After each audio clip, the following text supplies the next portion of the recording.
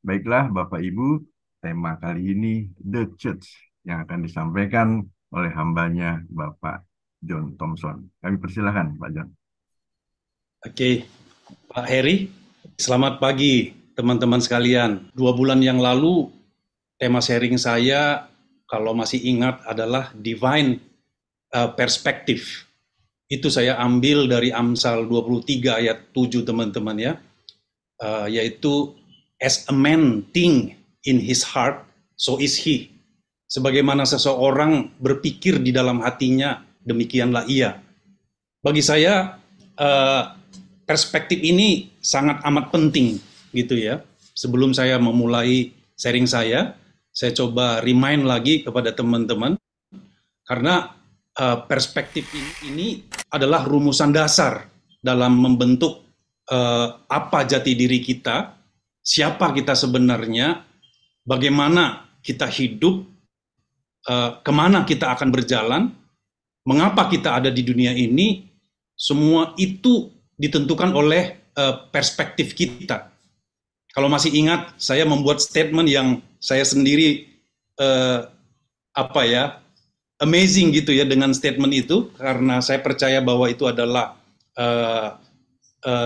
iluminasi gitu ya, pewahyuan daripada Roh Kudus, bahwa perspektif di dalam kebenaran itu bukan saja sekedar cara kita memandang gitu ya, bukan sudut pandang kita, tapi pandangan itu sendiri menjadi satu kesatuan. Maka kita itu diminta supaya tidak serupa dengan dunia ini, teman-teman sekalian, ya. Tapi kita berubah, ya. Kita tidak conform dengan this world, tapi kita berubah, be transform dari ulat kepada kupu-kupu. Jadi ada perubahan yang mendasar di dalam di dalam perspektif. Kalau saya katakan perspektif dalam kebenaran itu lebih kepada pikiran hati kita gitu ya, teman-teman sekalian. Jadi berubah melalui apa? Melalui yang sering sekali disampaikan oleh Pak Paruntungan, Pak Wilson, dan teman-teman yang lain, yaitu by renewing of our mind, ya, pembaharuan budi kita. Mind itu berbicara tentang bukan hanya sekedar pikiran gitu ya. Mind itu adalah benak. Kalau benak itu lebih dalam lagi teman-teman. Yaitu dengan jalan kita mengenakan pikiran Kristus. Ya, itulah logos, itulah firman sebenar-benarnya teman-teman. Ya kan? Supaya kita rumusan dasar tadi, as we think in our heart, so we are gitu ya.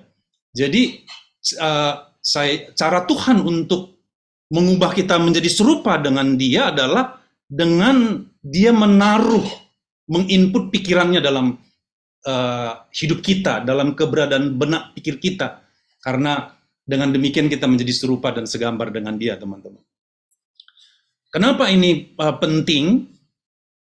Karena dengan keterbukaan informasi sekarang, teman-teman, saya melihat ya, dengan akses media yang begitu terbuka, luas ya, banjirnya pengajaran-pengajaran, munculnya doktrin-doktrin manusia, ya kan? Ya, ada juga doktrin Kristus di dalamnya, buku-buku yang kita bisa akses, tulisan-tulisan, ya, ada YouTube, ya, ada WhatsApp, ada TikTok. Saya melihat bahwa bukannya membuat tambah jelas, justru negatifnya ya, membuat umat Tuhan bingung, nggak tahu mana yang benar gitu ya, nggak tahu mau dimulai dari mana, apalagi mau diakhiri di mana gitu teman-teman, ya kan? Karenanya bagi saya kita perlu mendudukkan ulang, ini tanggung jawab kita sebagai orang-orang yang telah dipanggil gitu ya, telah dipilih. Kita mempunyai beban teman-teman untuk mendudukkan segala sesuatunya itu di dalam kebenaran, karena kita juga menerimanya dari kebenaran itu sendiri, gitu ya. Jadi saya juga mempunyai tanggung jawab untuk meredefinisi, teman-teman, ya. Kembali mendudukkan kepada proporsinya, dudukan yang sesungguhnya gitu ya. Perlu juga direformasi, teman-teman, reform gitu ya. Perlu membuatnya jelas, perlu membuatnya runut, teman-teman. Dan membuatnya runut itu tentu ada patternnya gitu ya, ada rujukannya gitu. Dan rujukannya kita tahu semua, yang kalau saudara ingat juga statement saya, rujukannya adalah firman Tuhan. Dan kalau kita berbicara firman Tuhan, jangan langsung ingat sekedar dalam tanda petik Alkitab. Firman Tuhan itu adalah pribadi, yaitu Kristus sendiri, teman-teman. Dialah logos yang mau dimanifestasikan sebagai rema dalam kehidupan kita, supaya logos itu menjadi kehidupan kita. Itulah rema, kan gitu ya. Jadi kita mesti kembali, termasuk tema yang saya mau bawakan pada pagi hari ini adalah tema yang kelihatannya sederhana, ya, cukup luas, tapi justru di titik start ini, teman-teman, saya sebelum menjadi lawyer itu saya tukang ukur gitu, teman-teman, ya. Dulu saya ahli perpetaan, saya bisa ukur pakai teodolit. Kalau melenceng sedikit saja, itu ujungnya itu melenceng jauh, teman-teman. Dan hari-hari ini adalah hari-hari di mana ukurannya itu sudah banyak yang perlu dikalibrasi, teman-teman. Itu yang saya sebut, kita harus back to the word of God, yaitu Kristus sendiri yang diwujud nyatakan di dalam hidup kita itu melalui Roh Kudus, teman-teman, sebagai pengajar kita yang sejati, kan gitu ya. Nah, jadi tema the church, gereja ini adalah definisi yang saya lihat itu banyak deviasinya gitu ya, banyak salah artinya, teman-teman. Karena ini adalah titik start kita dalam menjalani kehidupan kerohanian kita gitu. Iya kan? Jadi ini perlu diredefinisi lagi. Kita perlu mereform lagi, teman-teman, arti daripada gereja. Gitu ya. Jadi waktu Pak Girsang minta saya, kemarin saya pulang dari Kuala Lumpur, saya mengikuti salah satu conference di Kuala Lumpur, teman-teman. Judulnya adalah Rediscover the Ancient Blueprint of the Church, gitu ya. Ini bagus. Jadi saya terinspirasi gitu ya. Tapi saya mau membagikannya secara umum, teman-teman. Nanti bisa di sesi tanya jawab kita bisa explore lebih jauh tentang arti daripada gereja ini gitu ya. Oke, tapi saya mau ajak teman-teman kita berdoa dulu. Seperti saya bilang bahwa guru kita yang sejati itu adalah Roh Kudus, supaya kita bisa dengar-dengaran akan Dia, teman-teman. Karena hari-hari ini bagi saya itu adalah hari-hari yang sangat penting gitu ya, untuk tugas kita itu begitu penting untuk bisa membangunkan atau mengingatkan orang-orang percaya kembali kepada kebenaran firman Tuhan. Mari kita berdoa lagi, teman-teman.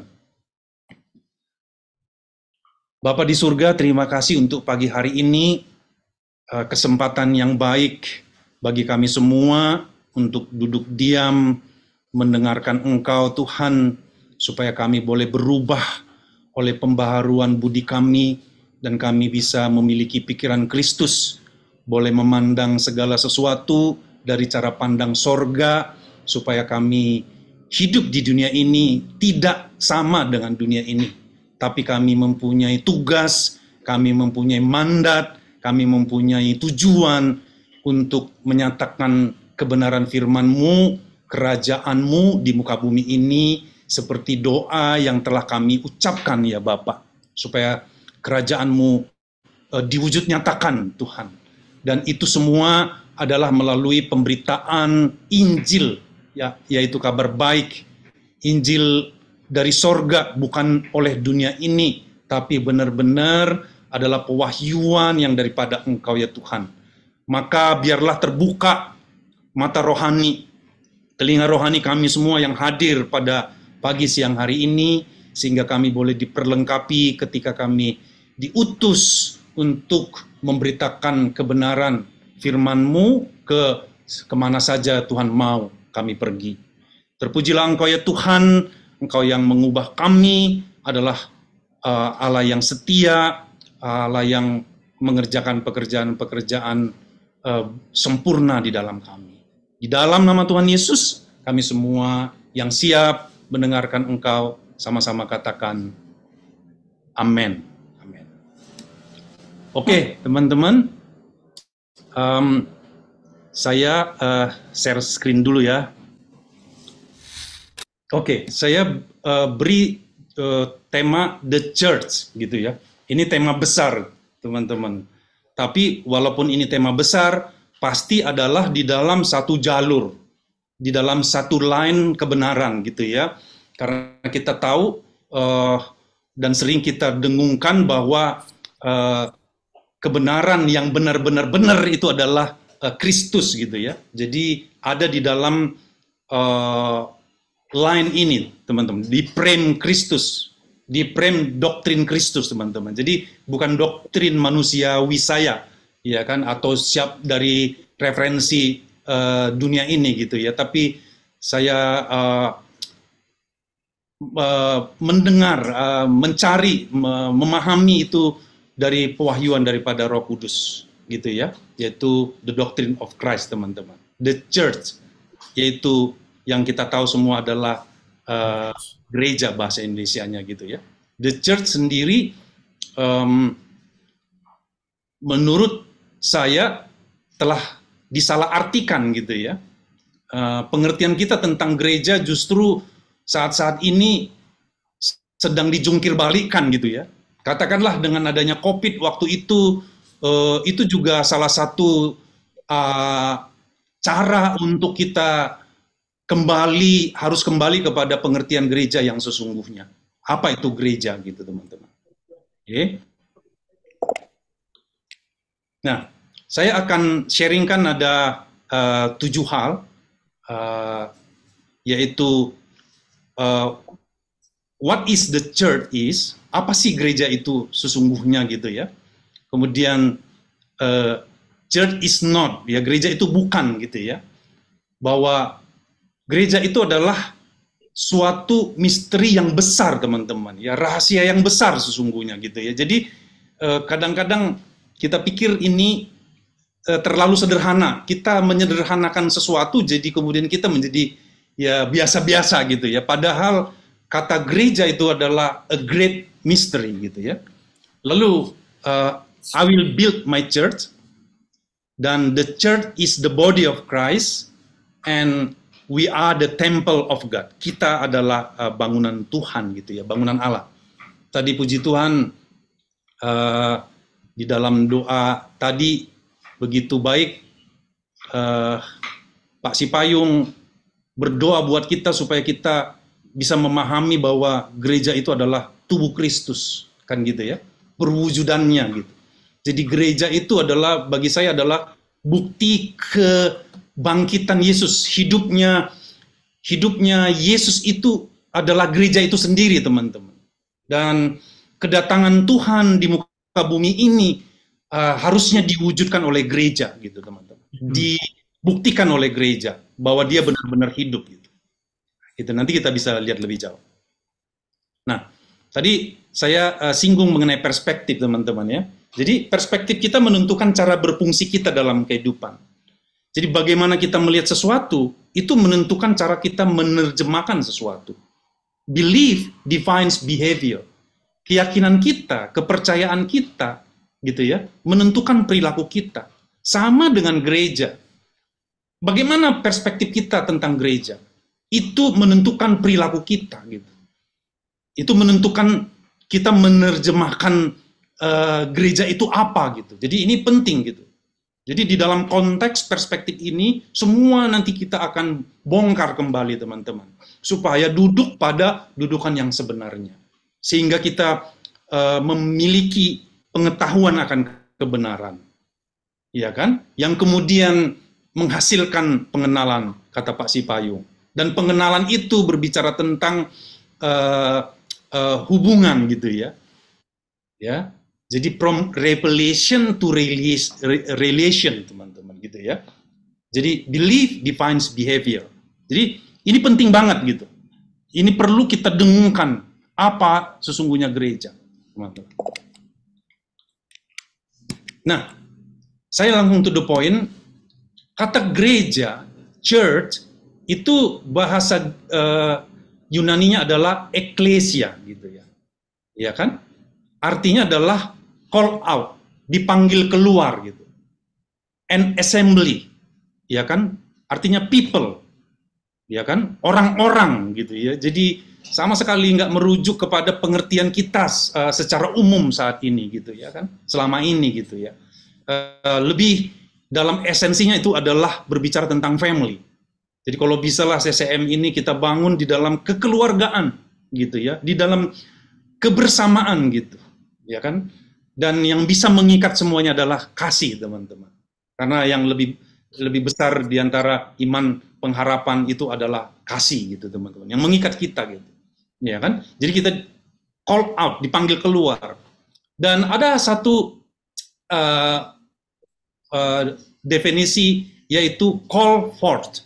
Gitu ya. Call forth itu adalah suatu pertemuan. Kalau zaman dulu itu tua-tua itu, orang-orang yang pilihan itu berkumpul di pintu gerbang gitu ya, untuk memutuskan sesuatu bagi kotanya gitu ya. Jadi pertemuan gitu ya, assembly gitu ya.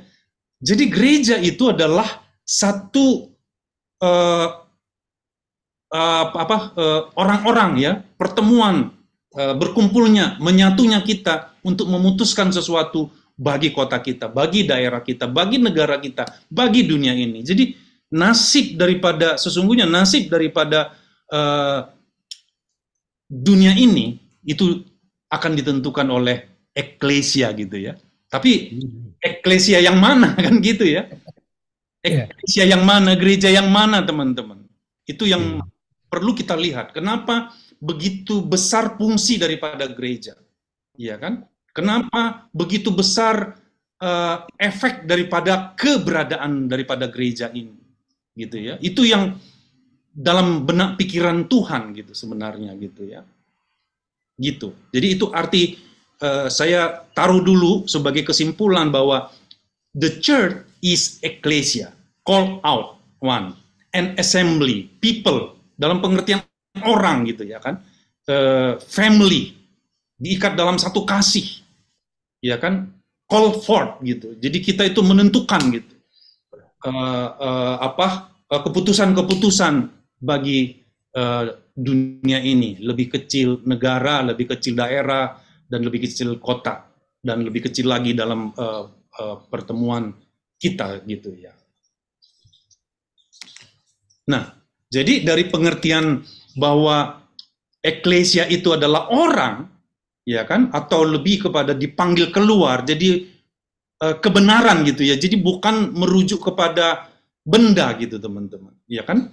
Jadi merujuk kepada definisi kebenaran gitu, teman-teman ya. Paham maksud saya ya? Dipanggil keluar orang-orang, ya kan? Nah, jadi church, ecclesia is not a building, teman-teman. Itu sudah pasti, ya kan? Lihatlah teman-teman apa yang pengertian selama ini secara umum, ya kan?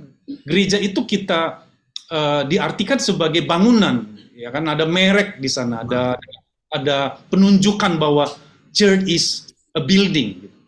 Dan gereja juga bukan denominasi, teman-teman. Itu jelas gitu ya, bukan denominasi. Tapi lihatlah yang terjadi saat ini. Gereja telah turun maknanya, artinya kepada hanya sekedar denominasi. Kan gitu ya, denominasi yang dibangun oleh doktrin, ya kan, untuk pengajaran dalam tanda petik. Saya tidak bermaksud menghakimi, tapi biarlah firman Tuhan ini mengoreksi kita gitu. Karena beban tanggung jawabnya itu sangat besar kalau ini terus diartikan seperti ini, teman-teman. Membuat gereja itu tidak seperti dalam benak pikiran Tuhan, gitu. Maksud-maksud Tuhan tidak sesuai lagi, gitu ya. Jadi church is not a building or a denomination, ya kan? Dan dia juga bukan institusi atau organisasi daripada manusia, teman-teman. Ya kan? Coba kita, ya saya berharap kita juga hati-hati gitu ya. Kita bangun gereja ini dengan cara-cara manusia gitu, teman-teman. Ya oke lah, alasan katanya demi hukum. Tidak, teman-teman, hukum, saya ini lawyer. Hukum itu menjamin kita untuk bertemu, untuk berkumpul. Ya kan? Ya untuk mendaftarkan, ya it's okay, tapi kita tidak didefine oleh itu, teman-teman. Kita didefinisikan oleh kebenaran gitu. Kan gitu ya. Nah, ini harus jelas dulu bahwa church is not a bangunan, bukanlah juga denominasi, bukan juga institusi, apalagi organisasi, apalagi sinode gitu. Bukan. Ya. Itu sesuatu hal yang lain, teman-teman. Ini penting, perlu, urgent untuk kita pahami gitu. Kita beri pemahaman gitu ya, supaya kita masuk kepada kebenaran yang utuh gitu, terhadap maksud-maksud Tuhan gitu, teman-teman. Nah, ini jelas ya. Karena apa? Karena kita tahu semua bahwa ini tertulis di Kisah Para Rasul, dia merujuk kepada Yesaya sebenarnya. Yang Maha Tinggi itu tidak diam di dalam apa yang dibuat oleh tangan manusia. Dibuat tangan manusia, tangan di sini termasuk institusi, denominasi gitu ya, itu kan buatan-buatan manusia gitu ya. Ya itu ada peruntukannya, tapi kita kalau berbicara tentang the true church gitu ya, inilah dia, teman-teman.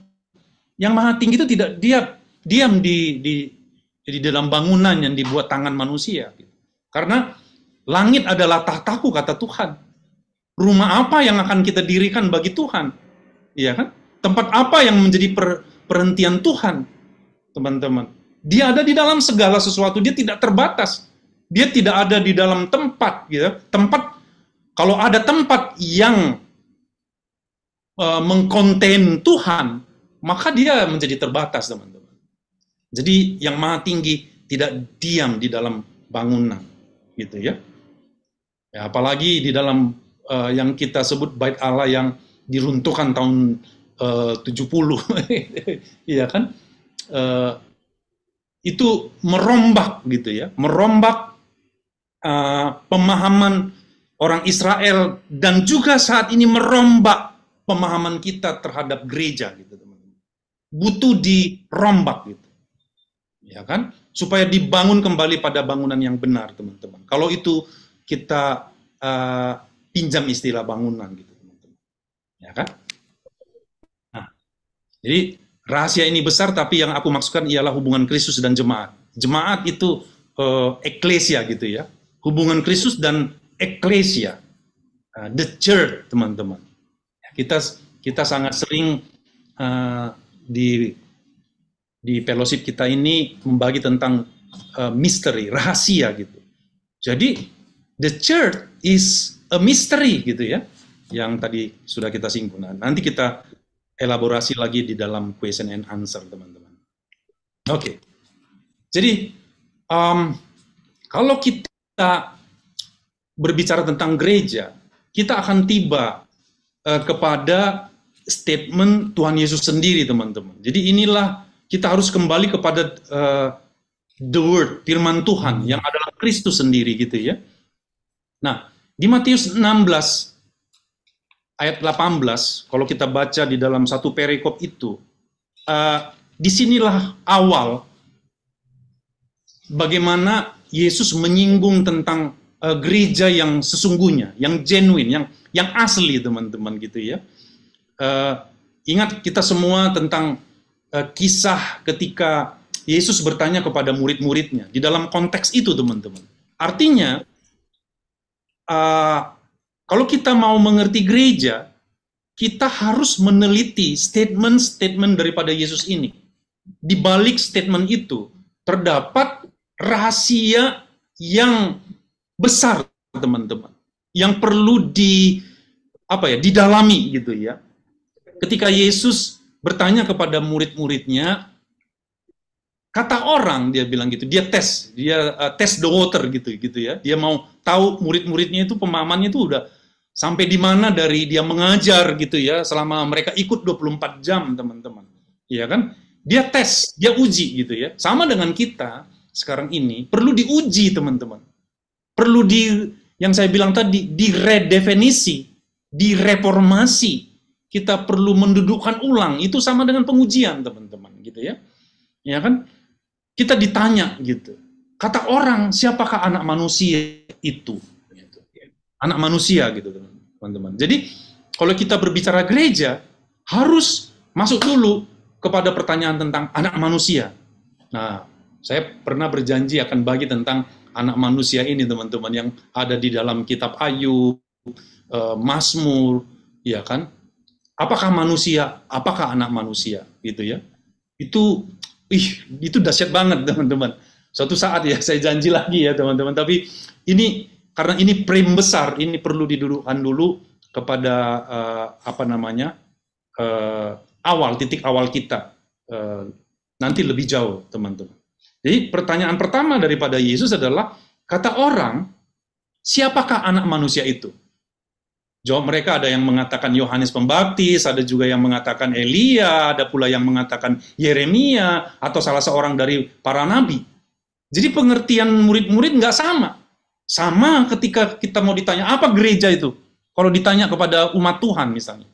Jangankan kepada umat Tuhan, kepada hamba Tuhan, dalam tanda petik. Ya kan? Pendeta, pastor juga, saya sebelum menerima ini juga, saya nggak ngerti gereja ya apa yang ada lah sekarang ini gitu ya. Jadi ada gereja A, ada gereja B, gereja C, denominasi A, B, dan C. Jadi jangan lagi kita menambahi, teman-teman, gitu ya. Jangan kita menambahi lagi kebingungan di antara umat percaya, teman-teman. Ya kan? Lalu Yesus bertanya kepada mereka, oke, tadi ditanya tentang anak manusia. Tentu ada maksud Tuhan di dalamnya. Karena buku ini, Alkitab ini nggak bisa menulis semua makna kebenaran tentang firman itu, teman-teman. Nggak cukup gitu ya, kertas nggak cukup gitu ya. Tapi pemahaman kita akan dipenuhi gitu ya. Di pemahaman kita semua akan dipenuhi. Kita akan ditulisi dengan kebenaran firman Tuhan di dalam batin kita, hati kita, teman-teman. Kita menjadi suratan daripada Kristus itu gitu. Ya. Lalu Yesus bertanya pula kepada mereka, tetapi apakah katamu, siapakah aku ini? Siapa aku ini gitu?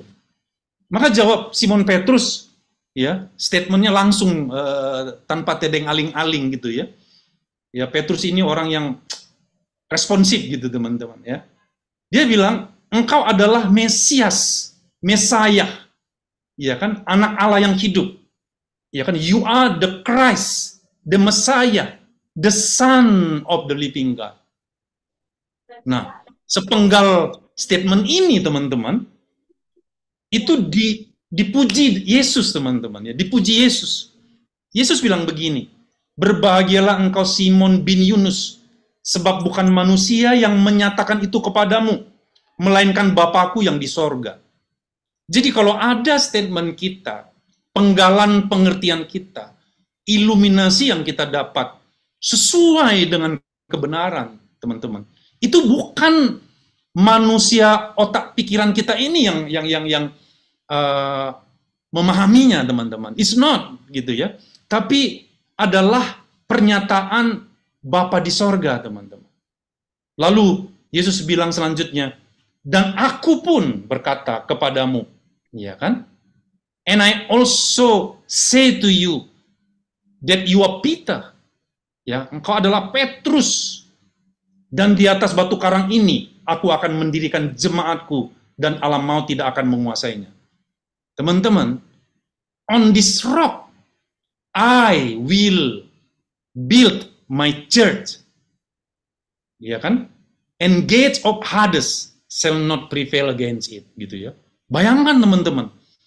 Jadi kalau kita mau mengerti, memahami tentang gereja, kita harus kembali mendudukannya kepada maksud Tuhan, maksud firman yang hidup, yaitu Kristus, teman-teman, ya kan? Bayangkan statement sepenggal dari ditangkap pernyataan oleh Yesus bahwa di atas batu karang ini. Jadi kalau dikatakan di atas batu karang ini bukan merujuk kepada Petrus ya, merujuk kepada pernyataan Petrus, ya kan? Yang notabene adalah iluminasi, pernyataan, pewahyuan daripada Bapa di sorga sendiri, gitu ya. Ya kan? Di atas pernyataan daripada Petrus itu yang berkata bahwa you are the Christ, the Son of the living God, gitu ya. Di atas itu, di atas statement itu akan dibangun yang disebut gereja, teman-teman. Dan yang membangunnya, ingat, kita harus ingat ini salah satu yang saya dapat kemarin gitu ya. Yang membangunnya adalah teman-teman. I will build my church. Kalau kita ketika Yesus berkata aku, itu sama dengan I am that I am.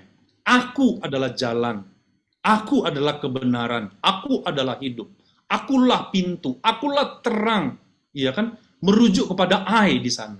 Jadi pernyataan ini, teman-teman, gak ada yang bisa membangun the church, except Jesus, teman-teman. Christ.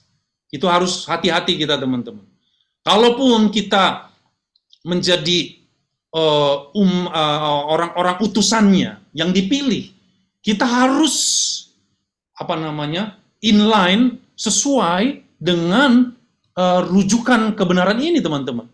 Jangan main-main kita ketika kita mau katakanlah membangun family, membangun CCM misalnya gitu ya kan, harus dibangun sesuai dengan gambaran Tuhan ini, dan yang membangunnya adalah the I, ya kan? Itu kata I di sini itu berbicara tentang ego, ya kan? Ego dalam arti yang sesungguhnya, bukan ego manusia, bukan, teman-teman, adalah I am that I am yang ditanya oleh Musa, siapakah engkau, ya kan? Supaya aku memberitahu kepada mereka engkau itu siapa gitu. Dan puji Tuhan, Allah tidak pernah menjawab atau mewakili dia supaya kita mengenal dia melalui wakil itu. Enggak, teman-teman. Supaya kita tetap mengenal Allah itu utuh gitu ya. Maka dia tidak menyebut dia apa gitu ya kan. Kalaupun Yesus, kita tahu bahwa Yesus adalah Immanuel gitu kan. Dia tidak merujuk kepada nama yang sesungguhnya, tapi merujuk kepada kebenaran, sifat, karakter, nature-nya Tuhan, teman-teman. Jadi ini penting, teman-teman. Ketika dikatakan I will build my church, itu pernyataan yang tegas gitu ya. Berat ini, teman-teman. Berat dalam arti jangan main-main gitu ya. Ya kan, nggak boleh kita bermain-main gereja, teman-teman. Hati-hati. I will build my church. Tuhan sendiri yang membangun. Ya kan? Kita harus nampak ini semua. Kita harus melihatnya gitu. Saya juga, teman-teman, tidak sembarangan dalam memilih teman gitu ya, memilih saudara. Tidak. Ya kan? Saya mau ada di dalam lingkungan, di dalam koinonia, di dalam fellowship yang benar, teman-teman. Yang sehat gitu. Yang tidak dibangun hanya sekedar oleh doktrin dalam tanda petik. Jangan, teman-teman. Harus dibangun di atas I will build my church. Dan bayangkan, teman-teman, ya kan? Alam maut gitu ya. Ya kan? Tidak akan tidak akan menguasainya gitu. Tapi lihatlah terhadap gereja dalam tanda petik yang ada sekarang ini. Bukankah menjadi bulan-bulanan daripada kegelapan, teman-teman? Ya oke, firman Tuhan dibagikan gitu ya. Dan saya juga tidak mengeneralisasi apa namanya, semuanya gitu ya. Tapi pengertian pada umumnya yang saya lihat secara umum umat Tuhan memandang bahwa gereja itu adalah bangunan, memandang gereja itu adalah merek, memandang gereja itu adalah organisasi, teman-teman. Nggak masuk kepada kedalamannya.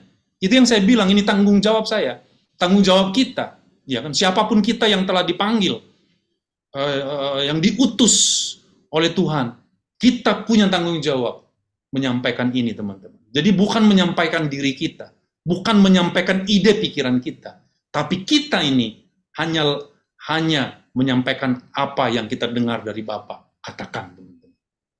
I will build my church. Alam maut tidak menguasainya, teman-teman. Saya rindukan ini, teman-teman, ya kan? Dan sesungguhnya itulah kita, teman-teman. Orang-orang, ya kan? An assembly, ya kan?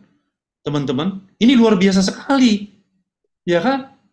Ketika dikatakan, aku pun berkata kepadamu, engkau adalah Petrus, dan di atas batu karang ini, di atas statement tadi yang apa namanya, Christ, the Son of the Living God itu, teman-teman, akan dibangun di atas pernyataan, di atas kebenaran itu akan dibangun.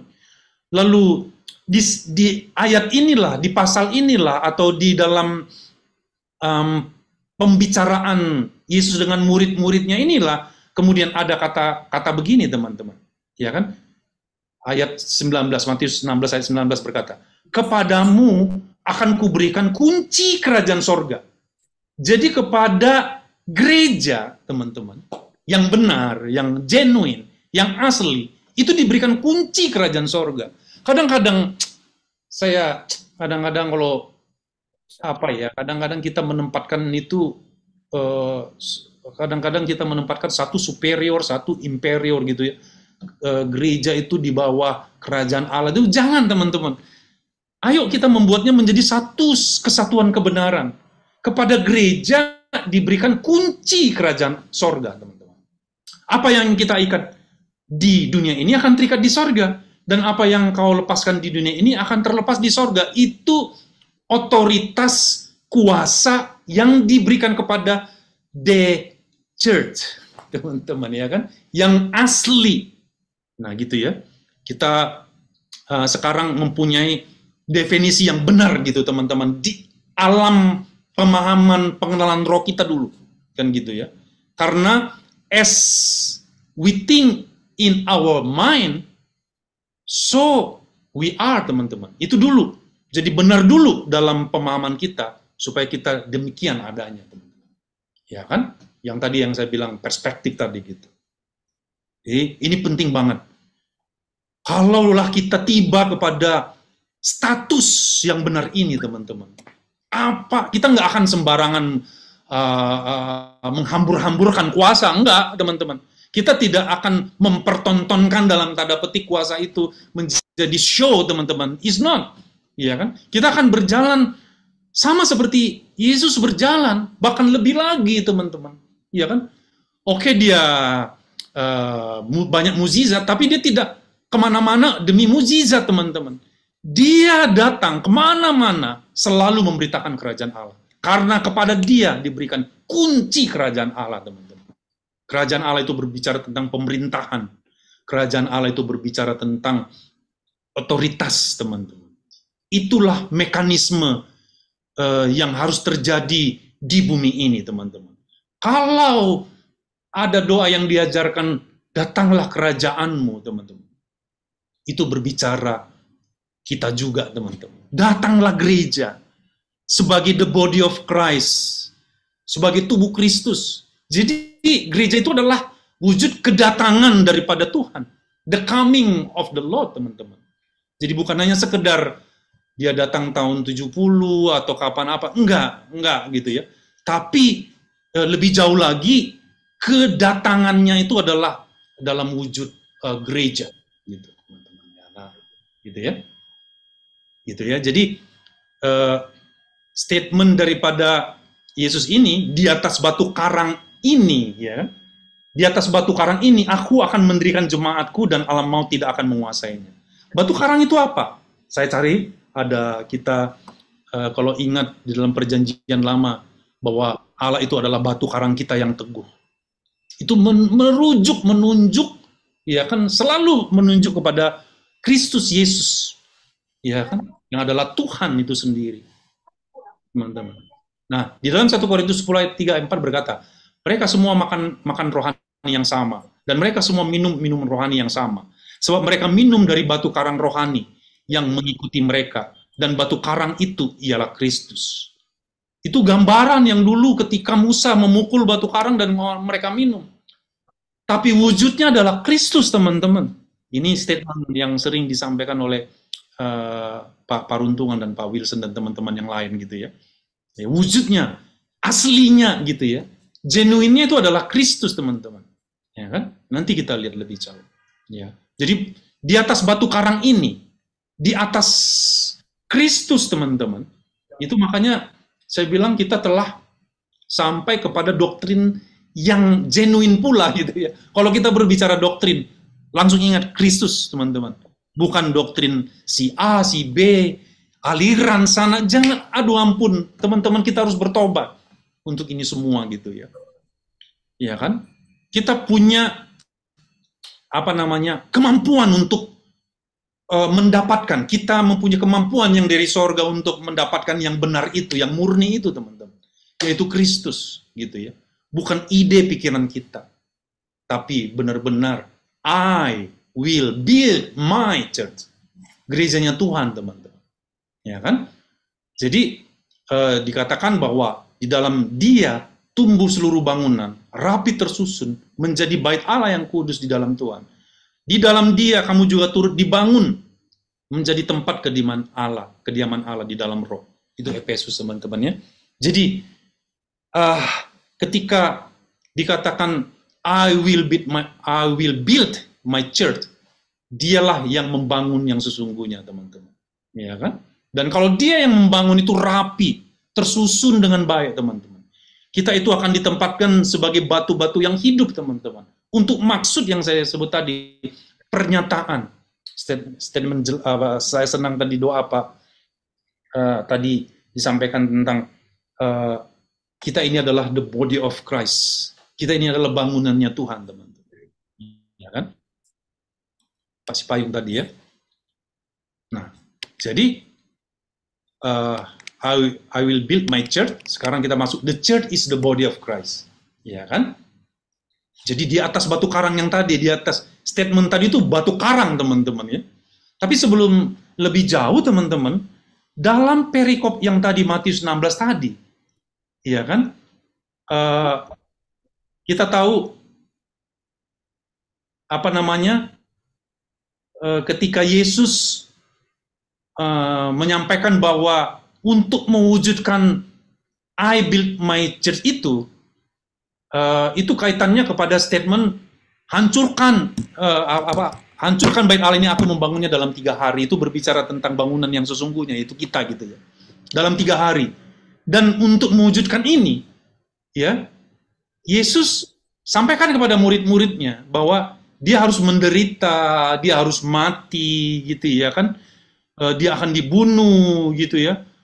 Lalu Petrus yang tadi mendapatkan iluminasi dari Tuhan, sekarang dia berkata kepada Yesus, didengar oleh murid-muridnya dalam pembicaraan yang sama. Dia bilang begini, ya kan? Petrus menarik Yesus ke samping dan menegur dia, katanya, Tuhan, kiranya Allah menjauhkan hal itu. Hal itu sekali-kali tidak menimpa engkau. Karena Yesus melanjutkan statement yang dia bilang tadi, I will build my church, lalu dia paparkan lagi jalannya untuk build itu. Dia harus menderita, dia harus mati, dia harus bangkit, dia harus sebelumnya harus menerima siksaan, dibunuh gitu ya.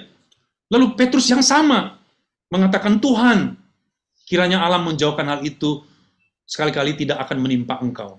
Maka Yesus berpaling kepada Petrus, jawabnya, enyahlah engkau iblis. Bayangkan teman-teman ya, engkau suatu batu sandungan bagiku, sebab engkau bukan memikirkan apa yang dipikirkan Allah, melainkan apa yang dipikirkan oleh manusia. Kayak saya bilang, hati-hati teman-teman. Kadang-kadang kita bercampur pikiran kita, gitu ya. Kadang kita mendapat iluminasi, kita campur dengan buah pikiran baik kita, ya kan? Dia tarik Yesus, dia kan mengasihi Yesus katanya. Ya itu nggak akan terjadi. Aku ada gitu, kira-kira gitu. Aku maju, memang benar-benar dia maju teman-teman, iya kan? Waktu uh, Petrus mau menghalang-halangi tentara mau menangkap Yesus gitu kan, walaupun dia kemudian menyangkal Yesus teman-teman ya. Tapi dikatakan, "Enyalah engkau iblis, engkau suatu batu sandungan bagiku sebab engkau bukan memikirkan apa yang dipikirkan Allah, melainkan apa yang dipikirkan manusia." Hati-hati dalam kita bergereja teman-teman, dalam tanda petik. Ya, jangan ada pikiran manusia, termasuk pikiran baik. Ya kan? Apa yang terjadi sekarang ini teman-teman di gereja dalam tanda petik secara umum? Saya tidak menghakimi secara general gitu ya. Ya biarlah yang terhakimi, biarlah terhakimi oleh firman gitu ya. Nah harus kita bertobat gitu ya. Jangan ada pikiran manusia. Jangan ada cara-cara manusia masuk kepada gereja teman-teman. Ya. Aduh, musuh terbesar daripada gereja saat ini adalah pikiran yang salah teman-teman. Ya, ya kan? Ilegal apa namanya? Ilegal mindset teman-teman. Itu musuh daripada kebenaran gitu. Ya kan? Pikiran salah, pikiran manusia teman-teman. Jadi gereja terdilusi gara-gara apa? Gara-gara ada pikiran Petrus dalam tanda petik di sini. Ya kan? Sekali-sekali itu tidak akan terjadi, dia bilang. Semuanya mau smooth, saya termasuk orang yang seperti itu teman-teman.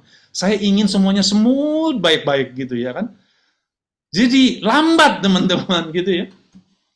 Ya. Jadi enyalah engkau iblis, engkau suatu batu sandungan bagiku sebab engkau bukan memikirkan apa yang dipikirkan Allah, melainkan apa yang dipikirkan manusia. Jadi iblis itu adalah pikiran manusia teman-teman. Ya kan? Termasuk hal yang baik. Kan ada hukum Taurat itu kan ada baik dan buruk, ya kan? Tapi sama-sama hukum Taurat gitu ya kan? Di dalam konsep hukum Taurat gitu, ada baik di sana, tapi belum tentu benar, teman-teman. Jadi musuh gereja adalah memerangi illegal mindset. Saya ini lawyer, teman-teman. Saya mau jadi lawyernya Kristus, teman-teman gitu ya. Untuk mematahkan dalil-dalil yang salah, teman-teman. Illegal mindset, pikiran manusia gitu. Saya terpanggil. Saya punya beban teman-teman ya. Biarlah saya menyampaikan ini juga dengan keberanian teman-teman, bahwa pikiran yang salah harus kita sampaikan menjadi pikiran Kristus teman-teman, ya kan? Jadi hati-hati dengan cara-cara manusia. Banyak sekali cara manusia masuk kepada gereja, ya kan? Setiap hari Minggu kita berkumpul gitu ya. Kita punya musik yang hebat, kita punya lampu-lampu yang luar biasa gitu. Kita punya tata cara gitu ya. Jadi kita itu masuk kepada agamawi teman-teman ya. Ya firman Tuhan selalu dinyatakan, Yesus juga bilang bahwa walaupun orang ya ahli-ahli Taurat itu ilegal gitu ya, tapi mereka menyampaikan firman Tuhan juga. Tapi tiba saatnya yang murni itu, yang utuh gitu, yang benar gitu teman-teman, itu harus diwujud nyatakan. Ya kan? Jadi teman-teman, mari kita kembali kepada mindsetnya Tuhan teman-teman, gitu ya, lebih jauh. Dikatakan begini di Efesus 1 ayat 22 dan 23. Dikatakan begini, kalau tadi I will build my church, ya kan? Dalam konsep itulah dia disalib, dia mati, bangkit gitu ya. Sebenarnya itu dalam konteks, dalam tujuan, dalam maksud untuk mendirikan gerejanya teman-teman. Ya kan? Yang adalah tubuhnya gitu ya. Yang adalah bangunannya gitu ya. Dan dikatakan dalam Efesus 1, 22-23 ini, dan segala sesuatu telah diletakkannya, itu berbicara tentang Bapa ya, Allah gitu ya. Ya.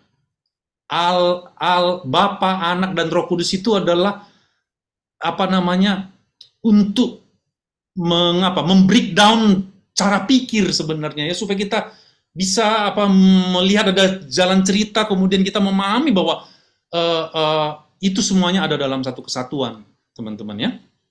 Itu tema yang berbeda, yang sudah juga disinggung beberapa kali oleh Pak Wilson gitu ya. Dan segala sesuatu telah diletakkannya di bawah kaki Kristus. Dan dia, Kristus itu, telah diberikannya kepada the church, eklesia. Teman-teman ya. Telah diberikannya kepada eklesia. Church yang adalah tubuhnya, teman-teman. Yaitu kepenuhan dia yang memenuhi semua dan segala sesuatu. Jadi sekarang kita masuk lebih jauh bahwa ketika I will build my church, dia sendiri, teman-teman. Dan kalau dia yang membangunnya, itu nggak setengah-setengah. Bukan dia meninggalkan kita dengan PR supaya kita kemudian membangunnya. Dia bertanggung jawab, teman-teman. Dia nggak kemana-mana dia, teman-teman. Dia terus membangunnya, teman-teman. I will build my church. Jadi Kristus itu diberikannya kepada the church, kita, ya kan? Kita yang adalah tubuhnya. Jadi gereja itu adalah tubuhnya, teman-teman. Kepenuhan dia gitu ya. Jadi kita perlu utuh di dalam dia, penuh di dalam dia. Mengkonten dia, teman-teman ya. Supaya kita bukan kita lagi gitu ya. Tapi Kristus yang hidup di dalam kita. Sebagai gereja yang sesungguhnya gitu. Ya. Jadi jemaat itu adalah tubuhnya. Itu yang tadi sampaikan, the body of Christ. Jadi Kristus itu adalah kepala gereja, ya kan? Ialah kepala tubuh. Tubuh itu adalah jemaat. Ialah yang sulung yang pertama bangkit dari antara orang mati, sehingga ia yang lebih utama dalam segala sesuatu. Jadi teman-teman, itu ketika dikatakan bahwa gereja adalah orang-orangnya, itu berbicara tubuh. Ya kan, juga bukan berbicara tentang tubuh jasmani ini doang gitu ya, tapi berbicara lebih merujuk kepada tubuh rohani, teman-teman. Ya kan? Kan gitu ya, sama dengan kita. Kita juga memiliki tubuh rohani saat ini, bukan nanti. Kan gitu ya. Dan tubuh rohani itu adalah the body of Christ itu sendiri. Teman-teman. Makanya dikatakan, tidak tahukah engkau bahwa kamu adalah bait Allah dan bahwa Roh Allah diam di dalam kamu? Jika ada orang yang membinasakan bait Allah, maka Allah akan membinasakan dia. Sebab bait Allah adalah kudus. Gereja itu kudus, teman-teman. Ya kan, titik kudus, dipisahkan. Ya kan? Dan bait Allah itu ialah kamu. Jadi kalau Tuhan mau membangun, dia membangun kita, teman-teman. Aduh, kita telah capek selama ini membangun, mengumpulkan uang, apa gitu ya, kepada hal yang bukan the prime gitu ya, bukan yang sesungguhnya gitu ya, bukan, aduh teman-teman, kita ya, kata-kata sangat terbatas untuk menyampaikan ini ya. Ayo kita kembali kepada pattern, blueprint ini, teman-teman. Konsepnya Tuhan ini, ya kan? Tuhan sendiri yang membangun. Sampai saat ini kita dibangun di dalam Dia. Dan membangunnya adalah di dalam kebenaran, gitu teman-teman. Itulah Injil, teman-teman, yang sesungguhnya. Karena Injil itu adalah cara menyampaikan kebenaran itu, gitu ya. Injil, kebenaran, gitu ya. Berita baik, teman-teman. Berita baiknya adalah gereja adalah kita, teman-teman. Iya kan? 1 Petrus, saya apa di sini 1 Petrus ya, saya baca coba. 1 Petrus 4 ayat 10. 2. Ayat 4 sampai 10. Ya, saya baca di sini ya. 1 Petrus 2 ayat 4. Dan datanglah kepadanya batu yang hidup itu, yang memang dibuang oleh manusia, tapi yang dipilih dan dihormati di hadirat Allah. Dan biarlah kamu juga dipergunakan sebagai batu hidup untuk pembangunan suatu rumah rohani bagi suatu imamat kudus untuk mempersembahkan persembahan rohani karena Yesus Kristus berkenan kepada Allah. Sebab ada tertulis dalam kitab suci, sesungguhnya aku meletakkan di Sion sebuah batu yang terpilih, sebuah batu penjuru yang mahal, dan siapa yang percaya kepadanya tidak akan dipermalukan. Karena itu bagi kamu yang percaya, ia mahal. Tapi bagi mereka yang tidak percaya, batu yang telah dibuang oleh tukang-tukang bangunan telah menjadi batu penjuru, juga telah menjadi batu sentuhan, dan suatu batu sandungan. Dan mereka tersandung padanya karena mereka tidak taat kepada firman Allah. Dan untuk itu mereka juga telah disediakan. Tapi kamulah bangsa yang terpilih. Jadi gereja itu adalah bangsa yang terpilih. Imamat yang rajani, teman-teman. Bangsa yang kudus, umat kepunyaan Allah sendiri. Ya kan? Supaya, ya kan Pak Sipayung tadi ini, untuk memberitakan perbuatan-perbuatan besar dari Dia yang telah memanggil kita keluar. Call out, teman-teman ya. Eklesia yang memanggil kita keluar dari kegelapan kepada terangnya yang ajaib. Kamu yang dahulu bukan umat Allah, tetapi yang sekarang telah menjadi umatnya. Yang dahulu tidak dikasih hani, tapi yang sekarang telah beroleh belas kasihan. Jadi kita adalah bangsa Yerusalem sorgawi. Kita adalah Sion yang rohani, teman-teman. Ya kan, kita ini rumahnya Tuhan. Kita itu gunungnya Tuhan, Gunung Sion. Tuhan itu bertahta di Gunung Sion, teman-teman. Dan kita tahu di dalam Mika, teman-teman ya. Di dalam Mika itu ada ayat yang mengatakan, mari kita naik ke gunung Tuhan. Mari kita ke rumah Tuhan, ke rumah Allah Yakub.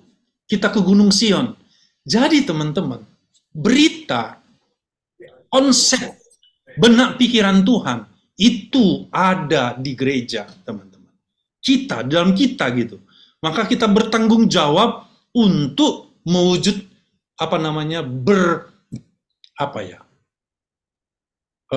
terkolaborasi dengan maksud-maksud Tuhan ini untuk membangun ini. Jadi kalau kita memahami ini, saya nggak tahu, saya yakin percaya bahwa teman-teman bisa melihat ini. Ketika kita bisa melihat ini, kita punya tanggung jawab, kita punya beban. Ya kan? Ketika kita punya beban, kita lapar dan haus untuk mencari, untuk mendapatkan, untuk air kehidupan itu keluar dari dalam kehidupan kita, teman-teman. Jadi ini urgent gitu ya. Ini sangat penting, teman-teman, gitu ya. Meletakkannya runut gitu, teman-teman. Ya. Kita supaya berubah dari kemuliaan kepada kemuliaan, teman-teman. Saya siap. Saya bersama-sama teman-teman dipersatukan sebagai family gitu. Yang penting kita mempunyai makan dari makanan yang sama, kita minum dari minuman yang sama, kita punya guru yang sama, kita punya firman yang sama. It's not only the Bible, teman-teman. Jadi karena kalau ujungnya cuma Bible dalam tanda petik buku, ya justru dari buku yang itu, teman-teman, denominasi muncul. Saya dengar, baca bahwa denominasi ini sekarang ada berapa ya? Sekitar 47.000 denominasi, teman-teman, di dunia ini. 47.000 itu berapa? Nanti saya lihat lagi. Ya, ngeri, teman-teman. Ngeri banget, teman-teman. Kalau ngeri, teman-teman, kalau kita melihat ngeri ini, kita muncul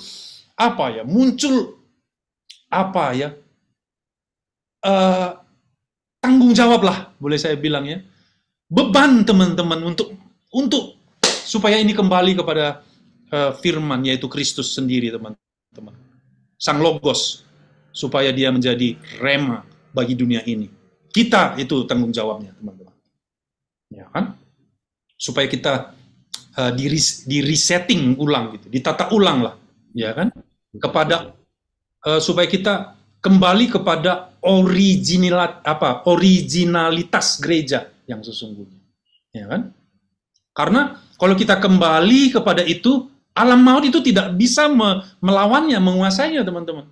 Apa yang kita ikat di bumi ini akan terikat di sorga. Apa yang kita lepaskan di bumi ini akan terlepas di sorga. Jadi nggak bisa ayat itu cuma kita kutip-kutip gitu ya, tanpa ada di dalam lain kebenaran. Nggak bisa, teman-teman. Nanti kayak muridnya Sekewa, Sekewa deh. Jadi harus ada di dalam konteks kebenaran itu di dalam Kristus, teman-teman. Ya, jadi oke, lanjut. Saya sudah sampai di sini, teman-teman. Nanti kita lebih jauh kepada tanya jawab. Saya kembalikan kepada Pak Heri Tarji. Baik, Pak John Thompson, luar biasa penjelasannya, sangat komplit. Ya. I will build my church. Itu intinya, dan roh Allah itu sendiri sudah ada di dalam setiap orang percaya. Baik, Bapak Ibu, karena waktunya sudah lewat, jadi masuk ke Lewat ya. nggak apa-apa, Betul, nggak apa-apa. betul. Masuk saja Betul. ke tanya jawab, mumpung Ya, masih betul. ingat nih, karena ini Betul. tema yang menarik, luar biasa, dan saya percaya sudah banyak teman-teman yang ingin bertanya. Silahkan teman-teman yang ingin bertanya langsung saja. Pak Tommy Immanuel biasanya langsung menginisiasi paling pertama, langsung tanya. Silakan. Aduh, Pak Heri, terima kasih. Pak Ya, ya. John, luar biasa sekali. Yes, Pak. Jadi, ini kalau kawan-kawan awam, bicaranya itu nggak tedeng aling-aling, itu keren sekali, Pak John. Hah? Kaum awam Itu, ya. itu keren sekali begitu loh. Memang waktunya gereja Tuhan ataupun orang-orang yang mencintai Tuhan harus berani ngomong walaupun risikonya nggak diundang sebagai pembicara dan kita nggak ada urusan tentang itu gitu loh. Ya, saya 15, 16, 18 tahun yang lalu Tuhan utus saya keliling kemana-mana untuk sharing khususnya di STT sama hamba-hamba Tuhan. Dan itu bukan sesuatu yang gampang ya. Maksudnya kalau kita diundang kita harus siapin konsumsi, siapin bla bla bla gitu loh. Tapi karena cintanya akan firman Tuhan, udah nggak ada masalah. Kita keluar dana untuk firman Tuhan disampaikan begitu loh.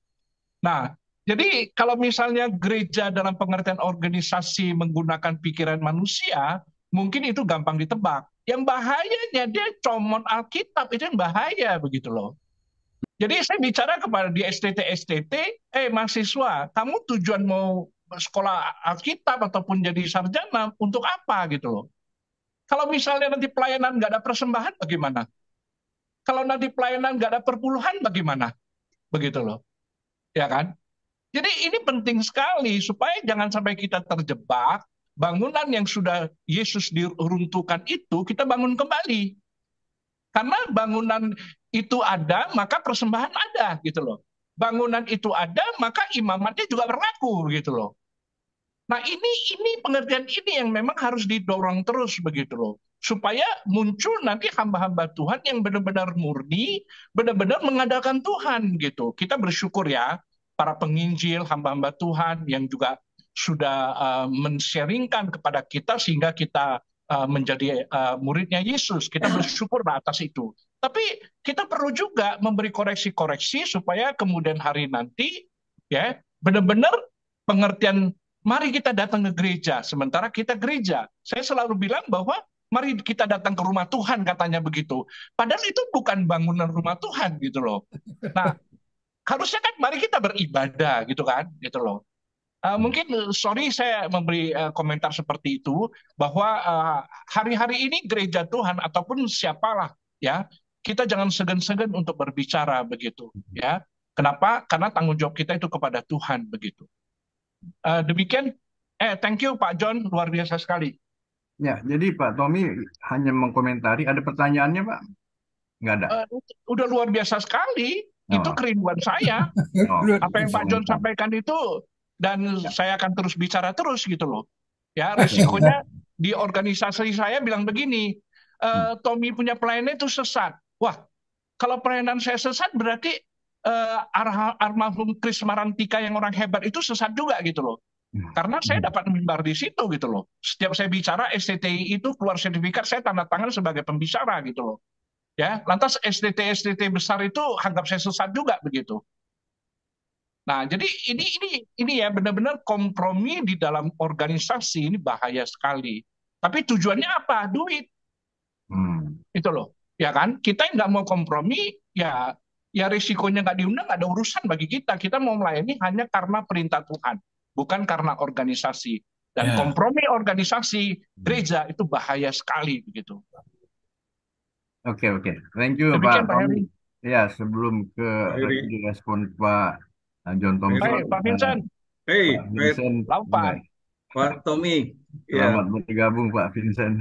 boleh nggak saya komentar sebentar? Oke, oke. Silakan, silakan. Baik, terima kasih Pak John. Salah satu saya katakan dear friends, ya, sahabat. Kita di dunia ini punya sedikit sahabat aja. Oke, eh, sangat eh, lugas dan benar, straight to the point. Sebetulnya inilah kebenaran yang saya boleh katakan kebenaran sejati, ya, the true message, ya. Kita butuh kebenaran-kebenaran seperti ini, bukan kebenaran-kebenaran yang dipoles, ya. Jadi the real owner of the church is Christ, kalau saya boleh katakan begitu. Jadi fenomena gereja saat sekarang ini kan seperti tadi yang disinggung oleh Pak Tommy, banyak gereja-gereja, terutama senior pastornya, khusus yang mega church, itu the church is mine, gitu ya, pengakuan mereka. Ini gerejaku, gitu ya, ini kerajaanku. Dan ya fenomenanya sah-sah saja sih kalau memang mau turunkan ke anak cucunya, tetapi apakah betul-betul merupakan panggilan bagi anak cucu mereka? Nah, ini yang pertama, ya. Jadi the real owner of the church is Christ, dan the church is jemaat. Nah, teman-teman, di Perjanjian Baru itu kata gereja hanya muncul 2 kali, ya.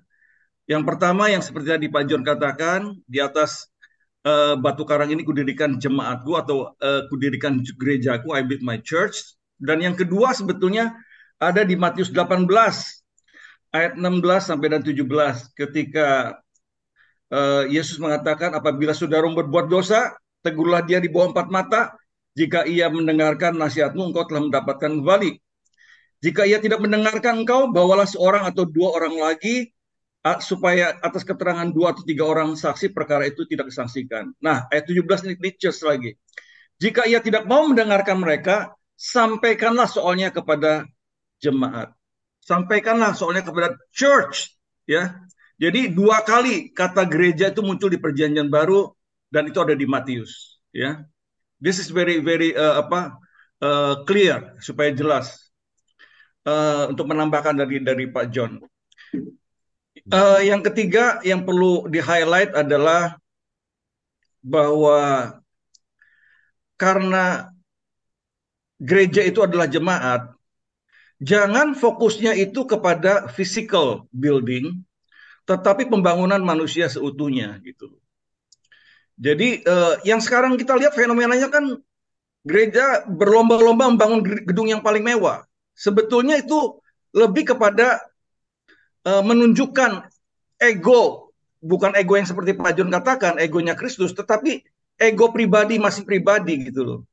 Ini loh karyaku, ini loh kerajaanku, inilah bangunanku, inilah gedung gerejaku, ya.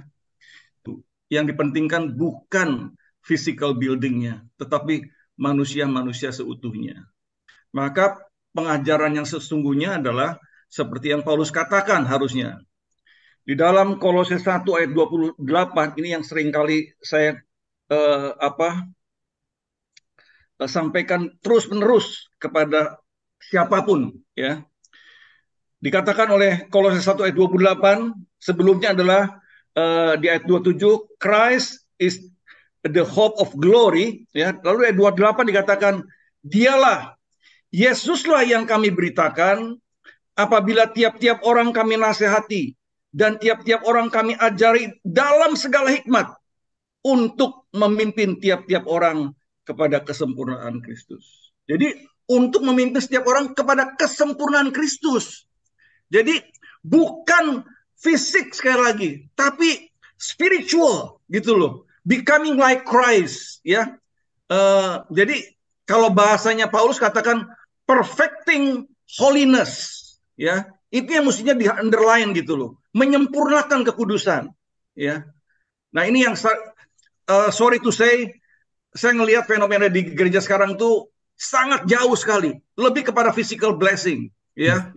Uh, nggak ada yang salah dengan spiritual gift kalau kita diberikan karunia untuk kesembuhan, casting out the demon, itu no problem.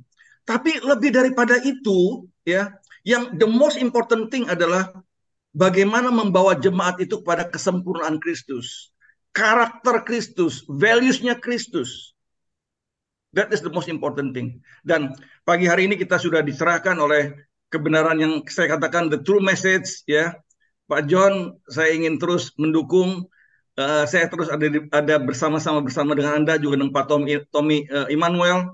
Ayo kita bagikan kebenaran ini murni, karena kita memang nggak mengharapkan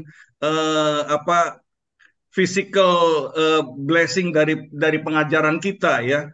Kata Paulus bilang, celakalah aku kalau aku mengharapkan upah, ya kan? Upahku adalah ini, aku dapat memberitakan Injil, ya kan? Supaya orang mendengar dan membawa orang kepada dikatakan sebagai seorang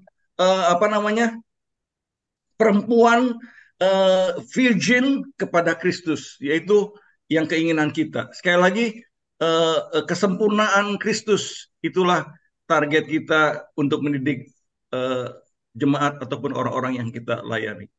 God bless you all. John, Pak John, terus maju. Terima kasih Pak Vincent. Kelihatannya menambahi, ya. Jadi nggak ada pertanyaan, menambahi dan menegaskan bahwa di 1 Kolose 1:28 itu membangun manusianya untuk menuju kesempurnaan dalam Kristus. Wah, itu visinya CCM banget. Oke, jadi silakan Pak Rudi dibuka. Pak. Ya, silakan Pak. Ya. Mohon izin, saya pembina rohani di Sekolah Perwira Polisi, yang siswa Kristen yang ada itu dari berbagai denominasi gereja yang ada di Indonesia. Jadi dengan pemahaman yang baru saja kita dapatkan, bagaimana kita membawa mereka, sebagai saya bagaimana sikap saya nanti. Karena kalau ini saya bawakan secara vulgar yang disampaikan oleh Pak John tadi, itu menurut saya sangat bagus sekali. Tapi untuk bisa membawa mereka, karena mereka itu rata-rata juga dari aktivis-aktivis gereja yang ada di setiap daerah. Ada sintua, ada penatua, bahkan ada yang statusnya sudah jadi pendeta, memegang satu jemaat. Yang artinya mereka pasti memegang doktrin denominasi gerejanya. Gitu. Bagaimana saya bisa memberikan pemahaman untuk tidak langsung kontra dengan pemahaman mereka tentang gereja yang selama ini kita juga melihat banyak gereja-gereja yang ada itu ketika mereka berbicara, ketika mereka bergerak, sampai bahkan dalam hal penginjilan, memberitakan Injil Kristus, itu juga dengan memegang panji-panji gerejanya atau benderanya.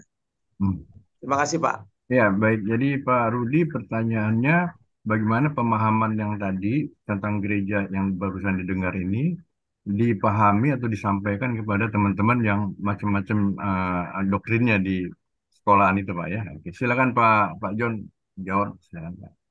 Sorry Pak John, mau nambah sedikit aja sebelum jawab. seluruh dunia itu ada 45.000 denominasi, Pak Don. Oh, 45 ya? 45. 45.000. Ngeri. Iya, itu sesuai dengan dari Oxford, ya. Iya, 45.000. Oke, silakan Pak. Jadi lawannya Pak Rudi 45.000, Pak. Oke. Tadi saya sempat mengatakan bahwa saya termasuk orang yang mau menjaga perasaan semua gitu ya, supaya smooth gitu, supaya baik-baik semuanya gitu ya, senang-senang kita masuk dalam kebenaran. Tapi itu memperlambat, teman-teman. Jadi Paulus sendiri bilang beberapa kali dalam statementnya supaya dia mempunyai keberanian untuk menyatakan ya di atas ya, tidak di atas tidak. Jadi memang Pak Rudi, kalau kita menyampaikannya di dalam kasih, itu jangan takut, Pak. Ya kan? Karena kita tidak mempunyai kepentingan, dalam tanda petik, kita pribadi tidak punya kepentingan. Jadi jalan yang pertama adalah yang saya pahami, saya harus masuk dulu di dalam kebenaran ini. Saya harus hidup di dalam kebenaran ini. Mindset saya harus terbuka gitu. Itu yang paling pertama dulu, kitanya dulu gitu. Supaya kita itu ada di dalam kebenaran itu sendiri. Sama dengan ketika saya sampaikan bahwa ketika kita diutus menjadi utusan, kita itu bukan mengutus diri sendiri, tidak. Kita itu on behalf-nya Tuhan, atas nama gitu. Jadi kalau kita ini adalah utusan, kita hanya menyampaikan apa yang kita dengar Bapa sampaikan, gitu ya. Harus yakin dulu bahwa kita menerimanya dari Bapa, dari Tuhan. Kalau Tuhan yang adalah Tuhan itu menyuruh kita, masa kan kita tidak taat? Jadi yang paling pertama adalah kita paham dulu, mengenal dulu, hidup di dalamnya, dan kalau kita sudah ada di dalamnya, ya di atas ya, tidak di atas tidak. Selebihnya itu adalah kegelapan gitu ya. Jadi salah gitu. Jadi menurut saya sih itu ya Pak. Ini udah saatnya Pak. Ini momennya gitu. Jangan sampai ada COVID kedua, ketiga, atau ini lagi itu itu menjadi teguran. Bayangkan Pak, di Amerika saya ada dengar bahwa gereja yang dibangun dengan adanya COVID itu banyak yang hancur Pak. Padahal tadi di awal kita sebut bahwa Tuhan akan membangun gereja dan alam maut itu tidak akan menguasainya Pak. Tidak, kita tidak bergeming oleh apapun dunia ini. Kita akan maju terus. Bahkan kematian pun bukan dalam tanda petik kematian sekalipun itu bukan halangan buat kita. Nggak ada yang bisa. Karena siapapun yang mau membinasakan, tadi sudah kita baca, membinasakan gereja, dia akan dibinasakan. Jadi jangan takut Pak Rudi, kita harus memberitakan ini tanpa tedeng aling-aling tadi kata Pak Tommy. Dan memang salah satu alasan saya kenapa aktif di orang-orang awam itu Pak, kita tidak punya kepentingan. Tidak. Kenapa Tuhan akan membangun satu keimamatan yang genuine, keimamatan Melkisedek, imamat yang rajani gitu ya. Bukan ada imam, hamba Tuhan adalah imam, kemudian orang pengusaha adalah raja. Tidak Pak, keimamatan Kristus itu adalah keimamatan Melkisedek. Ya kan? Itu Pak Vincent katanya itu mau kapan-kapan mau sharing gitu. Iya kan? Nggak tahu tuh Pak Girsang udah bagi keimamatan Melkisedek. Pasti sudah disinggung-singgung. Ini penting juga. Karena ini adalah keimamatan gereja yang sesungguhnya. Betul 2 kali kata eklesia cuma ditulis di Alkitab Perjanjian Baru, bukan itu tidak penting. Karena konten daripada kebenaran yang disampaikan Kristus dan kemudian murid-murid, kemudian Paulus yang banyak itu berbicara tentang gereja, Pak. Otoritas kita untuk dinyatakan saat-saat ini. Kalau tidak ada yang memulai, Pak Rudi, siapa lagi, Pak? Bapak syukur puji Tuhan punya akses ke polisi. Mereka juga tidak punya kepentingan, sampaikan aja. Kan gitu ya. Kira-kira begitu sih. Ya, baik. Kira-kira cukup Pak Rudi ya. Baik. Cukup Pak, terima kasih Pak. Ya, sama-sama. Terima kasih Pak Rudi. Ya, Pak Max, silakan lanjut. Sudah kedengaran suara saya Pak? Ya, dengar. Kedengaran, baik ya. Nur, sebagai tambahan, Pak Rudi ini pembina, dia ini polisi di sana, Pak. Ah, Ya, ini Pak Polisi sebagai pembina di secapanya Polri. ya, Siap. Itu Sukabumi. Siap, kira-kira Pak. sebagai tambahan. Ya, oke. Ya, itu Pak Rudi. Oke. Pak Rudi, sekarang ini Tuhan memanggil orang-orang awam, Pak. Saya sebagai lawyer, Bapak sebagai polisi, Pak Girsang itu angkatan laut gitu, Pak Vincent itu keuangan, ya kan? Dan teman-teman, Pak Tommy Emmanuel itu Pak Raja Minyak tuh, Pak. Ya kan? Apa tujuannya, Pak? Apa tujuannya? Betul. Apa tujuannya, Pak? Karena memang Tuhan sedang mengoreksi, kalau boleh saya bilang ya. Dan cara Tuhan mengoreksi adalah memanggil orang-orang yang satu saja kepentingannya, Pak, agar kerajaan Allah dinyatakan di muka bumi ini. Dan gereja itu punya kuncinya, Pak. Kita punya kuncinya, Pak. Jangan sampai kita pegang-pegang tuh kuncinya. Harus kita buka, Pak. Iya kan? Harus kita buka. Makanya saya bilang ini tanggung jawab banget. Ini kalau kita tahu kebenaran ini, kita bertanggung jawab banget, teman-teman. Jangan sampai dituntut nanti suatu saat kepada kita. Gitu, kira-kira gitu dah. Mungkin tambahan sedikit untuk Pak Rudi nih, kalau boleh Pak John. Pengalaman saya, Pak, we cannot change the spirit of the denomination. Ya, kita nggak bisa ngerubah, Pak. Katolik adalah tetap Katolik, Protestan tetap Protestan, Pantekosta tetap Pantekosta, Ortodok tetap Ortodok. Yang bisa diubah itu orang per orangnya, Pak. Kalau kita merubah untuk spirit denominasi akan sangat-sangat susah sekali.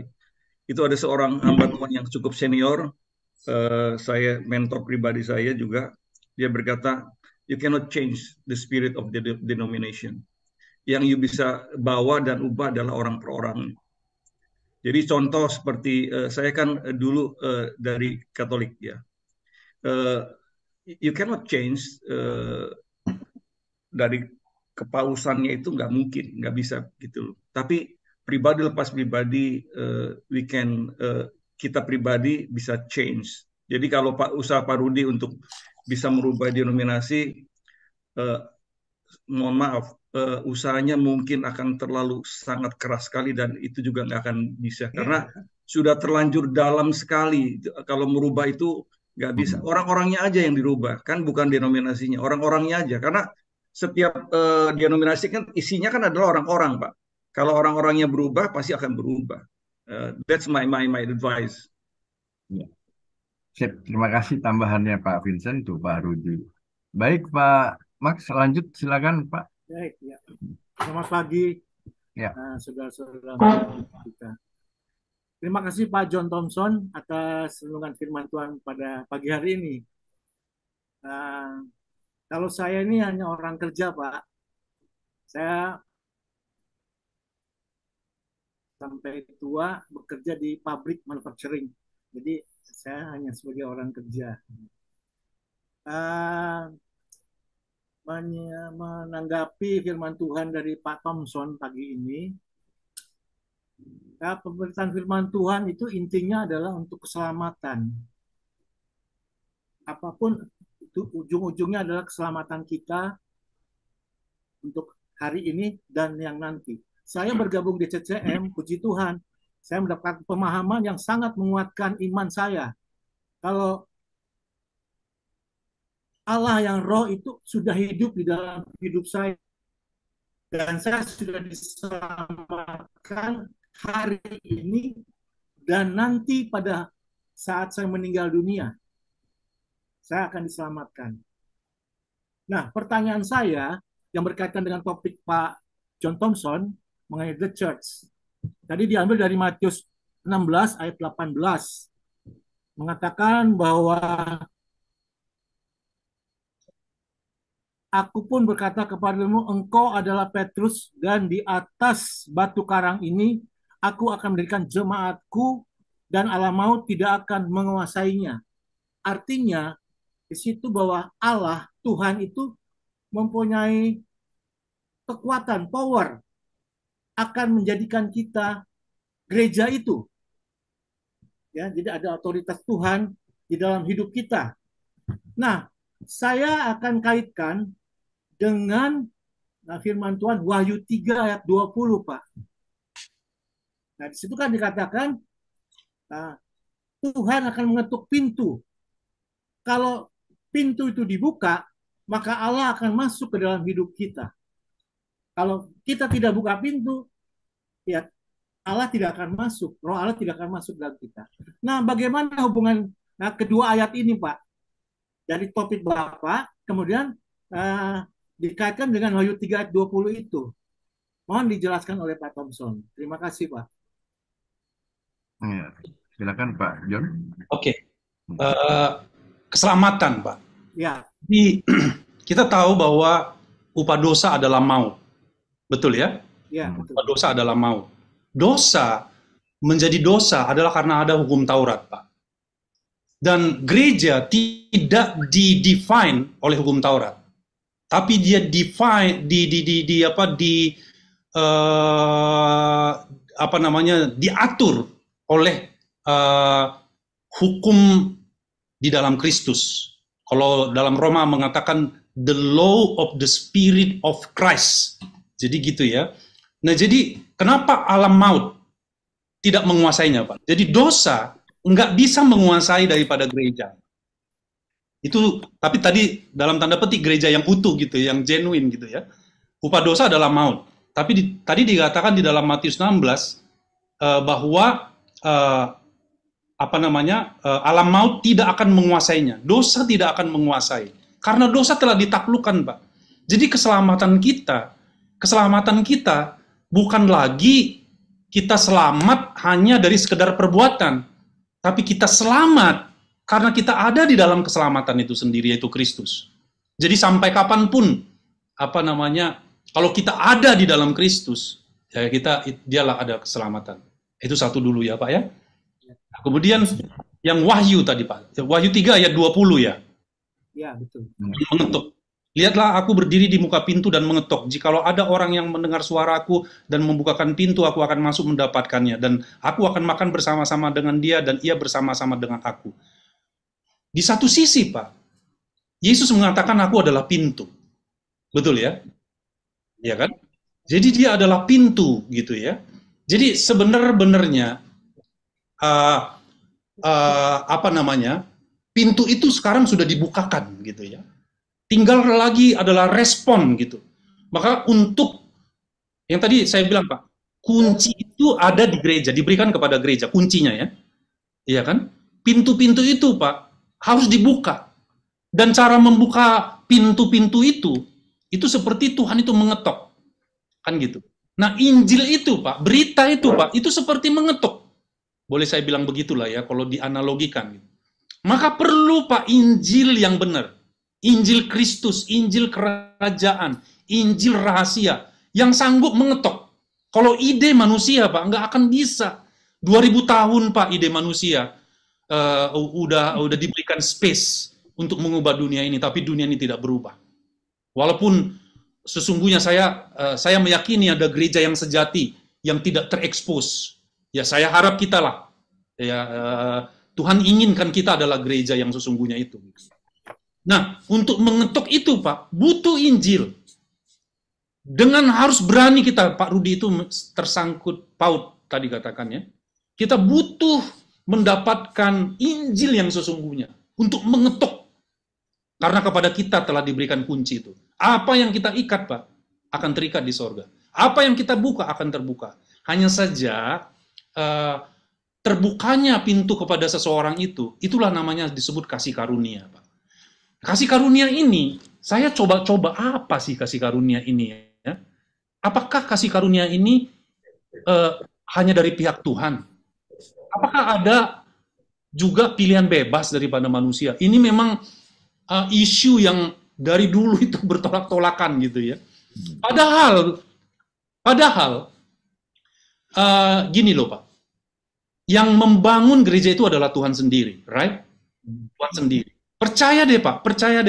Tuhan aktif. Rohnya aktif sampai saat ini. Kita itu tinggal hanya apa ya? Terkoneksi, terhubung, dan ketika Injil yang kita beritakan itu bertemu dengan apa yang telah Tuhan kerjakan di dalam setiap orang, itulah kasih karunia. Yang diterima, keselamatan. Keselamatan itu is not a moment, ya kan? Tapi keselamatan itu adalah pribadi. Maka salah satu nama daripada pintu gerbang itu adalah keselamatan. Keselamatan itu pribadi, Pak. Iya, iya. Iya, jadi saya pikir itu ya, Pak ya. Jadi apa tujuan apakah ada hubungannya? Ada banget. Bahwa pintu itu melalui apa namanya? Kunci untuk pintu itu ada di kita, udah diserahkan kepada kita nih sekarang. Tinggal kita lagi untuk pergi untuk memberitakannya. Itulah kuncinya, Pak. Injil itu bagi saya itu adalah kunci. Itu seperti kunci. Kita membuka, kan gini loh, Pak. Injil itu kan rahasia sifatnya, Pak. Kristus itu adalah rahasia yang berabad-abad, yang ada di dalam setiap orang sebenarnya. Tapi terpenjara, Pak. Terpenjara oleh manusia, oleh pikiran manusia. Yang tadi kita bilang pernyataan Yesus kepada Petrus, nyala engkau iblis, engkau hanya memikirkan pikiran manusia gitu.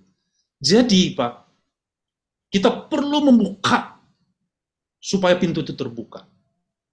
Dan itu adalah otoritas yang Tuhan berikan kepada kita. Bagaimana hasilnya? Itulah kasih karunia. Kita tidak bisa mengatakan kapan, ya kan, bagaimana.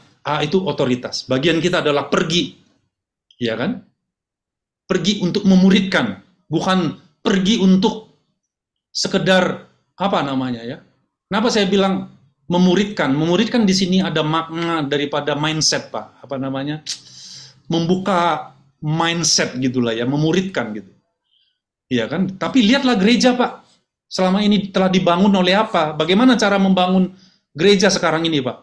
Kita kalau ada Pak Tommy itu kan banyak duitnya itu, Pak. Iya kan? Kalau mau bangun gereja konsep sekarang, Pak, ya, kita ketemu, saya sepakat gitu ya kan, kita buka apa namanya akses kepada apa namanya sinode gitu ya, udah bisa buka gitu, Pak. Tapi lihat, Pak, hasilnya, Pak, ngeri sekali, Pak, 45.000. Saya yakin Pak Tommy itu nggak lagi lakukan karena dia sahabat, dia teman saya, Pak, dalam pelayanan apa namanya the body of Christ gitu ya, tanpa merek gitu ya, tanpa lagi denominasi, Pak. Jadi thank you, Pak, sama-sama kita orang awam. Saya selalu bilang bahwa Yesus itu orang awam, Pak, dia pekerja di tukang kayu. Paulus itu dia tukang tenda, Pak. Murid-murid itu orang awam, Pak. Tapi, Pak, keimamatan mereka, Pak, adalah keimamatan Melkisedek. Keimamatan yang rajani. Dia sekaligus imam, tapi dia sekaligus penentu, pemutus, otoritas, Pak. Otoritas yang ada pada kita, Pak. Otoritas itu ada di dalam anak, Pak. Gini. Kan di Yohanes dikatakan, barang siapa menerima dia akan diberinya kuasa untuk menjadi anak. Son sebenarnya di sana, putra gitu ya. Diberikannya kuasa. Jadi otoritas kita bukan gini. Otoritas itu adalah di sana artinya adalah the right. Kebetulan saya adalah lawyer kan. Diberikannya otoritas, right, untuk menjadi anak Allah. Sama dengan ketika pelayanan Yesus, Pak. Pelayanan Yesus dimulai itu sejak dia berumur 30 tahun. Pada saat kapan dia mulai melayani? Secara utuh. Sebagai gereja, gambaran gereja yang pola gitu ya. Adalah ketika dia dibaptis, lalu ada suara dari sorga, ketika dia dipenuhi dengan Roh Kudus, lalu ada suara, inilah anakku, putraku di sana ya, Pak ya. Putraku yang kukasihi, kepadanya lah aku berkenan. Pada saat mana gereja mulai berfungsi adalah ketika kita dipenuhi dengan Roh Kudus. Lalu ada suara right atau kuasa yang mengatakan this is my son. Makanya saya bilang tadi, Pak, sebenarnya yang Bapak tanya ini sebenarnya yang belum saya bagikan gitu ya. Waktu pertanyaan Yesus kepada murid-murid, siapakah anak manusia? Anak manusia nanti saya akan sharing kapan gitu ya. Lalu Petrus menjawab, you are the Christ, the Messiah, the Son of God. Karena the Son di sana berbicara tentang kualifikasi, Pak. Ya kan, otoritas, Pak. Diberikannya otoritas. Itu right namanya. Kuberikan right. Kalau saya sudah diberikannya right, orang Israel itu, Pak, punya adat istiadat mengangkat anak. Padahal anaknya sendiri nih, Pak. Kalau udah cukup umur, orang Israel itu bapaknya tuh akan mengadakan pesta, kemudian anaknya itu dinyatakan sekarang child sudah menjadi son, gitu ya kan? Nah, di atas batu karang ini, Pak, di atas otoritas kita sebagai anak, this is my son, itu dibangun, Pak, gereja. Itu berbicara kedewasaan, kematangan, maturity. Dewasa, Pak. Maka ketika dikatakan bahwa engkau akan menerima kuasa kalau Roh Kudus turun atas kamu. Kamu akan menjadi saksiku di Yerusalem, Yudea, Samaria, sampai ke ujung bumi. Kuasa di sana tidak berbicara tentang kuasa bombastis, tidak, bahwa menumpangkan tangan orang jatuh, ya kan? Enggak sesempit itu. Tapi ketika dikatakan kau diberikan kuasa, kan bahasa aslinya adalah dunamis ya, Pak ya, dunamis, kayak ledakan bom, dinamit gitu ya. Tapi kalau dicari akar kata daripada dunamis, Pak, itu sebenarnya dinasti. Dinasti adalah garis silsilah, keturunan. Jadi kalau Bapak dilahirkan dari Kristus, ya kan, dinyatakan sebagai anak, you are the Christ, the Son of the living God. Kalau kita ada di dalam anak, di dalam Kristus, kita ini adalah pemegang mandat. Kita ini adalah ahli waris. Kita punya right to rule, Pak. Kita punya right untuk memerintah. Kita punya kunci, kita punya otoritas. Nah, inilah gereja sesungguhnya, Pak. Ini dasar banget. Kadang-kadang saya ini masih apa namanya ya. Tapi Tuhan sedang mengcompile-nya di dalam satu, yang saya sering sebut, dalam satu line kebenaran, yaitu Kristus. Di dalam dialah, kata Pak Vincent tadi, kita dibangun. Kita di dalam dia utuh, lengkap, sempurna. Itulah keselamatan, Pak. Keselamatan is in the Christ. Keselamatan itu, Kristus itu keselamatan, Pak. Iya. Jika kita ada di dalam dia, kita selamat. Ya, Pak Thompson, Ya. saya menangkap kata dari Pak Thompson, kasih karunia. Yes. Jadi kasih karunia itu menurut saya adalah hikmat buat saya. Kalau saya, puji Tuhan, bisa belajar dari Christ Center Ministry ini.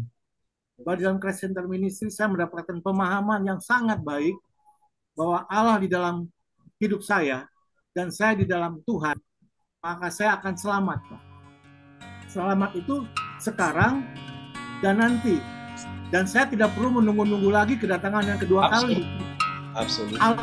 Absolut. Kira-kira itu dari saya. Terima kasih, Pak.